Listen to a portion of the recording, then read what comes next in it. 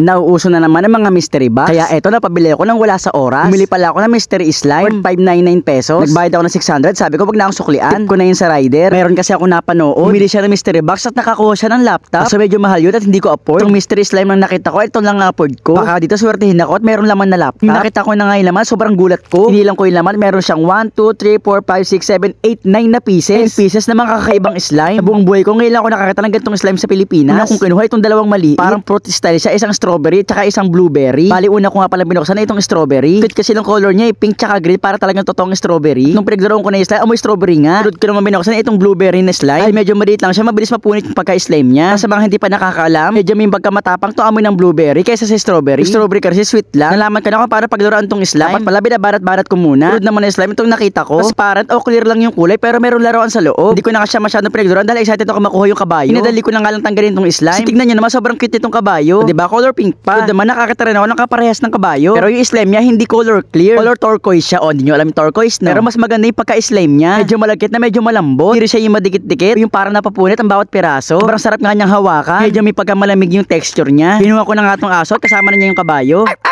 Grabe, meron pang tunog. Pasensya na nga pala, medyo lumabo sa part na to. Gayin nyo na lang manood. Sunod na nakita ko slime, itong tatlong layer, may tatlong kulay. Parang nga siyang brilyante ng Encantadia eh. Etong color blue kay Alena. Diba kulay blue siya tapos tubig yung kapangyarihan niya. Ito naman kulay red para si Perena. Mukha to ng brilyante niya. Sunod naman itong kulay white, brilyante ni Amihan.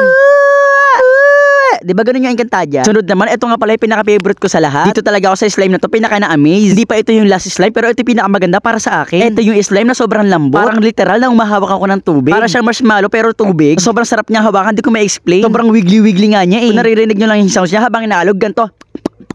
Sunod naman, medyo nagulat ako dito sa nakita ko. Medyo nakakatakot siya kasi dinosaur siya. Tapos sa ilalim naman niya, meron mga star-star na maliliit na parang glitters. Color blue nga pala yung pagka-slime niya. Pero hindi ko na tunuloy yung paglabas na slime kasi baka matapon lang yung glitter, sayang. Sunod naman, ito na pala yung last two na slime. Nuli ko sila kasi ito yung pinakamalaki. Color yellow tsaka color red. Pares silang dalawang layer tapos meron pang laruan sa taas. Hindi ko lang sure kung sinong laruan niya, Power Ranger ba o si Son Goku. Kayo ba, kilala nyo yan? Bukod sa laruan, meron din siyang bilog-bilog na parang styrofoam na merong kulay. Pares lang siya dito ng kulay pula. Pero mas maganda ang design nito, mas maganda ang lalagyanan. Maganda rin yung pagkakulay na slime niya, parang red na medyo mapink. Ito pala yung lalagyanan niya na merong pa-heart. Pagkatapos sobrang daming bilog-bilog na iba't iba ang kulay. Siguro ito yung ihalo mo sa slime para magkaroon ng texture. Ito na pala lahat na nakuha ko slime sa worth 599 pesos. Worth it ba yan? Kasi hindi ako nakakuha ng laptop. Pero okay lang, masaya na rin ako. Kung tatanungin niyo ako, ito nga pala yung favorite kong slime. Itong kulay pink na slime, hindi talaga ako makamove on dito.